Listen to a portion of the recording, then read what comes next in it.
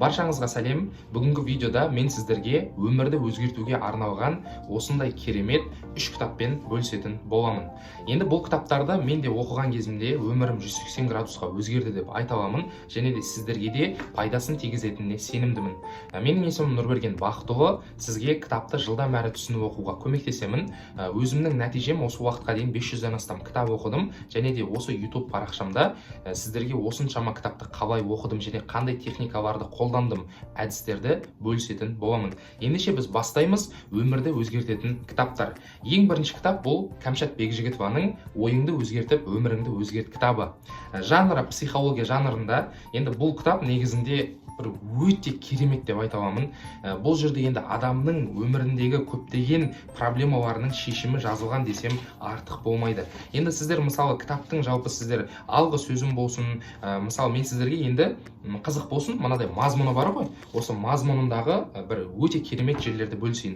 Мысалы бұл жерде аффирмациялардың түрлері, ой мен сөздің әрекеті, және де адамның өміріне шешім қабылдау мен тәуекел ету, сабыр, алғыс айту, қанағат және көңіл толмау. Енді айта берсе мына жерде өзі 176 тақырыпты қамтыған десем болады.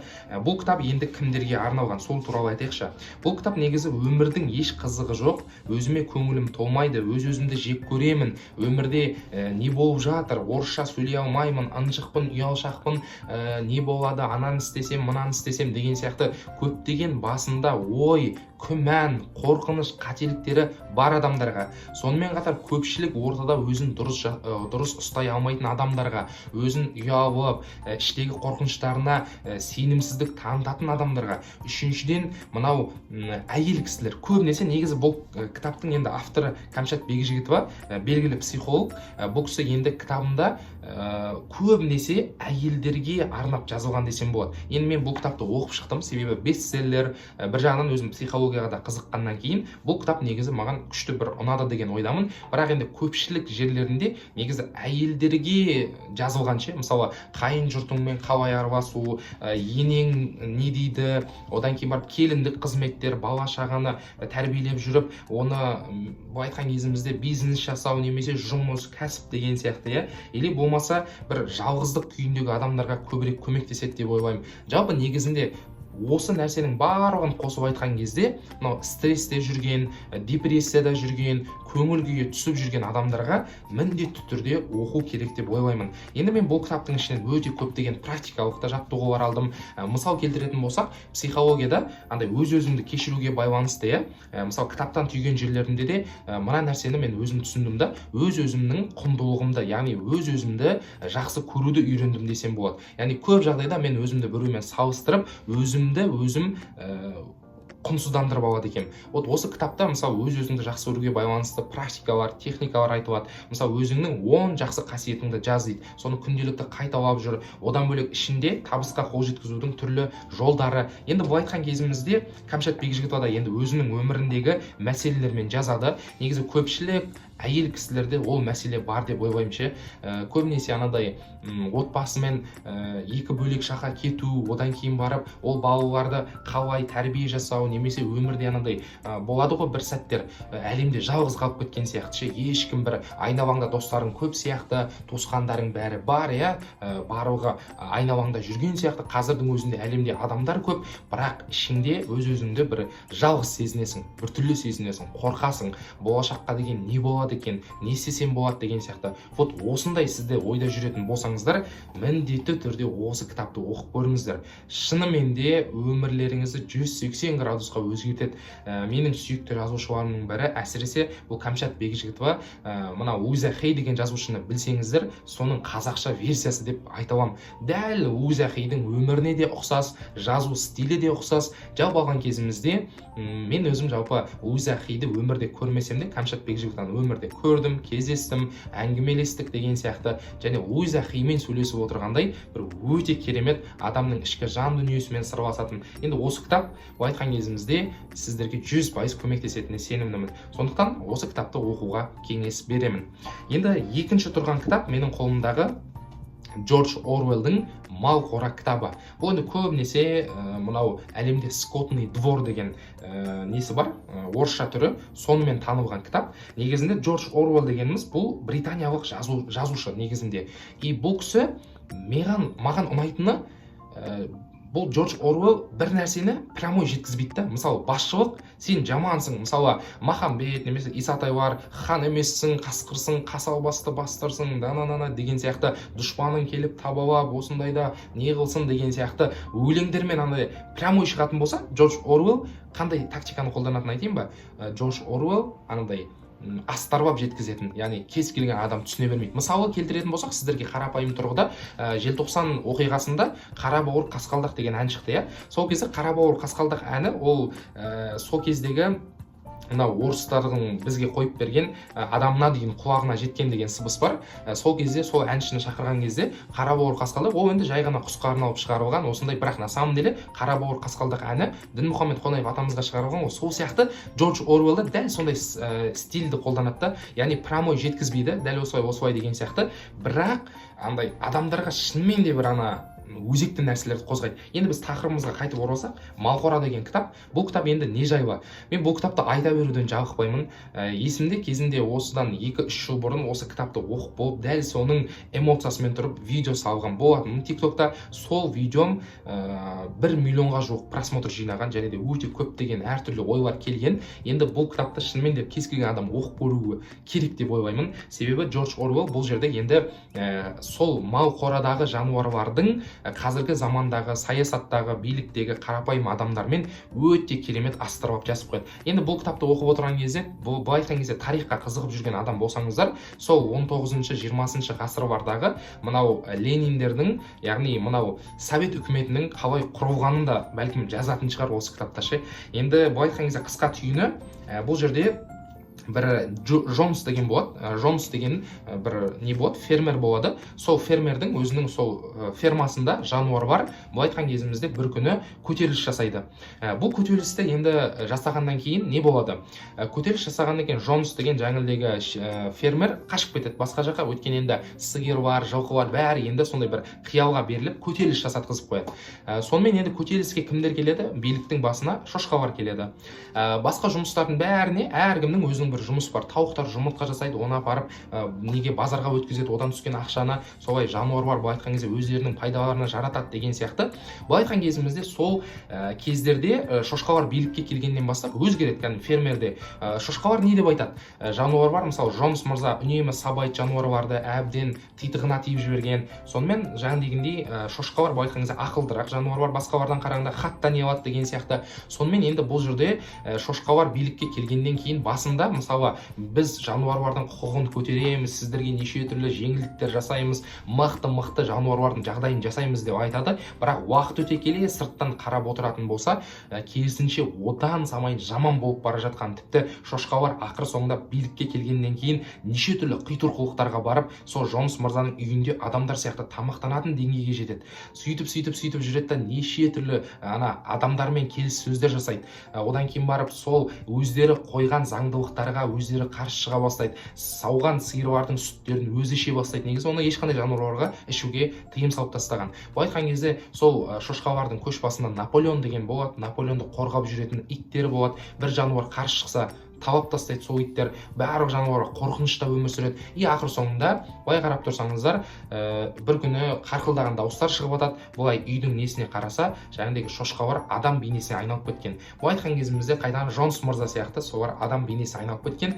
Қайтадан сол нәрсе қайтадан жалғаса береді деген сияқты ой қалыптастырады. Енді одан бөлек те негізі қазірде бұл мен полный айтқан жоқпын, толығырақ. Неге? Себебі әрбір адам бұны оқып өзі ой түйетін нәрселер өте көп. Қысқа нұсқа айтатын болсақ, билікке келген кезіндегі адамның өзгеретіні. Бұл туралы осыдан 200-300 жыл бұрын Наполеон Бонапарт, Францияның императоры былай деген: егер де сен адамның қандай екенін білгің келсе, онда ол адамның қолына билік бер дейді. Сол сияқты билікке келген кезіндегі жануарлардың енді өзгергені жазылады бұл жерде. Сонымен қатар ақылды мен ақымақ адамның айырмашылығы жазылады. Енді ақымақ адамдарды басқару оңай ғой, сондықтан ақылды адамдар осындай айла тәсілдерді қолданатындығын тоже жазып өтеді. Енді шынымен де кез келген осы әлемдік классикаға қызық қызығып жүргендерге, астарлап жазатын сондай бір шытырман оқиғаға толы кітапты іздеп жүрген жандарға мен міндетті түрде оқуға кеңес беремін. Міндетті түрде оқып, өздеріңіздің ойларыңызбен қайтадан осы видеоға келіп комментарийде жазсаңыздар болады. Яғни менің өмірімді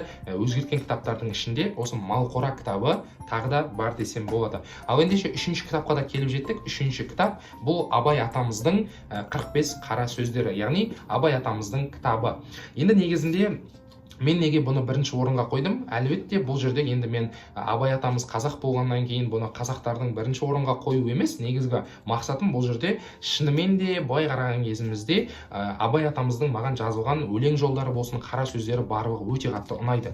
Неге десеңіздер, бұл Абай атамыз өзіне дейінгілерді және өзінен кейінгілердің ақылын басына сіңірген қазақтың данышпаны деп мен 100% айта аламын. Шынымен де өміріңіздегі бір кез келген ситуацияға Абай атамыздың жауабы дайын тұр. Мысалы, мен не нәрсемен айналыссам болады, жалпы өмірге келгеннен кейін қоғамға пайда тигізу керек па, немесе өмірде өз орныңды таба алмай жүрсеңіз, не дейді Абай атамыз? Сен де бір кірпіш дүниеге кетігін тап та барқалан дейді. Әсемпаз болма, әрнеге өнерпаз болсаң арқалан. Мысалы да кәдімгідей стандарттарды қойып беріп жатыр да Абай атамыз. Мысалы айтады, өзі жалпы айтады, өлді деуге бола ма, ойлаңдаршы, өлмейтұғын артында із қалдырған. Яғни біз шынымен де бір пайдалы нәрселер жасайтын болсақ, біздің атымыз ешқашан өлмейтіндігін айтады. Я болмаса, мынау көп адам мысалы кейбір кездерде бізге бір нәрсе жасаймыз, қоғамда немесе бір нәрсе жасаймыз, сол кезде кейбір кісілер біздің ойымызды түсінбей жатады, бізге қарсы шығып жатады. Оған да Абай атамыздың жауабы дайын. Басында ми жоқ, өзінде ой жоқ, күлкішіл кердең наданның, көп айтса көнді, жұрт айтса болды, әдеті надан адамның дейді. Яғни надандардың сөзіне сен құлағыңды да былай айтқан кезде ілмей-ақ қойсайшы, құлағыңа ол нәрселерді қыстырмай-ақ та қой деген сияқты айтады. Енді айтып отырмын, ол өмірдің әрбір саласына Абай атамыздың дайындап қойған жауаптары өте көп. Соның ішінде қара сөздер. Маған ұнайтыны осы Абай атамыздың мына 45 қара сөзін кез келген қазақ оқып шығу керек. Бұл жерде барлығы тұр, шын айтайыншы. Тіпті мен соңғы кітаптарда осы оқып жатқанымда қара сөздерінен байқасам, тіпті есте сақтаудың техникаларын айтып, оны алдағы уақытта YouTube-та тоже бөлісетін боламын сіздерге. Шынымен де есте сақтау үшін оны бір рет қайталамақ керек, одан кейін барып оны көзге елестетіп, сол нәрсені ойша тудыру керек деген сияқты қазіргі заманғы мықты техникалардың өзін Абай атамыз былай айтқан кезде айтып кеткен десем болады. Мысалы, бірінші қара сөзінде де Абай атамыз айтады: мұңдасып, шер тарқатысар кісі болмаған соң, ғылым өзі бір тез қартайтатұғын күйік дейді. Шынымен де, мысалы, осы YouTube-та осындай пайдалы ақпаратпен бөлісіп жатқанымыздың өзі, осындай осы уақытқа дейін алған біліміміздің уже пісіп жетілгенінің және де адамдарға бөлісетін уақыттың келгенінен, және де сол нәрсені ары қарай дамытуда десем болады. Мысалы, үшінші сөзінде де айтады: әрбір жалқау кісі қорқақ, қайратсыз тартады. Әрбір қайратсыз қорқақ мақтанғыш келеді. Әрбір мақтаншақ қорқақ ақылсыз надан келеді. Әрбір ақылсыз надан арсыз келеді. Әрбір арсыз жалқаудан сұрамсақ, өзі тойымсыз, тыйымсыз, өнерсіз, ешкімге достық жоқ жандар шығады дейді. Былай айтқан кезімізде енді шынымен де өте керемет кітап. Енді кез келген бір қара сөзін ашыңыздар. Мен мысалы мына жерінде көптеген андай нелерді қойып қойғам, стикерлерді, өзімнің осыларды оқып жүремін, кейіннен өміріме енгіземін. Мысалы, Абай атамыз мынадай нәрсені айтады: күллі адам баласын қорқылатын үш нәрсе бар, сонан қашпақ керек. Біріншісі надандық, екіншісі еріншектік, үшіншісі залымдық. Қазіргі психологтардың айтып жүргені осы ғой: жалқаулықтан құтылыңдар, еріншектік болмасын, залым болмайық, адамдарға пайда келтірейік деген сияқты. Айтып тұрмын ғой, бұл жерде енді өте керемет жазылған. Өмірдің әрбір несіне қара сөз бұл айтқан кезде дайын тұр бізді. Ғылым білімді әуелі бастан бала өзі ізденіп таппайды. Басында зорлықпен яки алдауменен үйір қылу керек. Шынымен де қазір ата-аналар көп. Баламды кітапқа бауи алмаймын осындай. Абай атамыз айтып тұр, бала ешқашанда оны ізденіп таппайды. Вот сіздерге сұрақ: өзіңіз кішкентай кезіңізде не істедіңіз? Қазір сіз айтасыз: ойбай, балам телефон көреді, азаннан кешке дейін. Ал сіздің кезіңізде телефон жоқ болды ғой. А сіз не істедіңіз кішкентай кезіңізде? Айтып тұрмын, кез келген бала білімге бірден бүйтіп үйреншікті болып келмейді. Оған адам уақыт өте келе үйренеді. Бірақ соны ата-ананың міндеті оны зорлықпен я болмаса алдаумен көндіру керек дейді. Бірақ енді Абай атамыздың кезінде әрине зорлықпен, молдалар шыбықпен үйрететін болған, Ал енді қазір заман ондай емес. Қазір балалар шынымен де ақылды. Балаларды енді алдау керек. Балаларды кітап оқуға алдау керек. Кітап оқысаң жетістікке жетесің деген сияқты сыйлықтар беру керек. Кітап оқудың құндылығын түсіндіру керек. Болмаса алдау дегеніміз, адам бала өзі кітап оқып кеткенге дейін сіз өзіңіз кітап оқып жүріңіз. сіз өзіңіз прям 100% оқымасаңыз да, көз алдынша оқымасаңыз да кітапты ашып, бүйтіп деп сосын дастарханның басында оқыған сөздеріңізбен бөлісіп отырыңыз. Бала соны түйеді, түйгеннен кейін соны жасайды. Сондай нәрселерді Абай атамыз осыдан 100 жыл бұрын былай айтқан кезде айтып кетіп отыр ғой, көрдіңіздер ма? Айтып отырмын ғой, бұл 45 қара сөзді оқып шығасыздар, өмірлеріңіз 180 градусқа өзгереді. Мен сенімдімін 100%. Өйткені Абай атамыз жаңағы айтқанымыздай өте керемет, өте дана, данышпан адам. Бүгінгі видео сіздерге пайдалы болды деген ойдамын. Осы 3 кітапты міндетті түрде оқып шығыңыздар. Кітапханадан, кітап дүкенінен, онлайн болсын, міндетті түрде өмірлеріңіз өзгеретін болады. Мен оған сенімдімін. Ендеше келесі видеода кездескенше, видео ұнаса арнаға жазуды ұмытпаңыздар. Алдағы уақытта өте қызықты пайдалы ақпараттар шығады. Және де біздің осындай керемет мына кітаптарды бастағаннан кейін соңына дейін оқып бітіру үшін әлбетте жылдам оқу қабілеті керек. Осы жылдам оқу қабілетін үйренгілеріңіз келсе, осы описаниеде Telegram канал бар, сол жақтан жазсаңыздар болады. Немесе осы YouTube парақшамызда алдағы уақытта өзіміздің курсымыздың қатысушыларының отзывтарын неше түрлі шығаратын боламыз. Сол кездерде де өздеріңіз үйреніп, ары қарай да телефон нөмірлерді, WhatsApp-тарды қойып кетеміз. Сол кезде де ақпаратты алатын боласыздар. Ендеше келесі видеода кездескенше, құрметті кітап сүйер қауым, аман сау болыңыздар.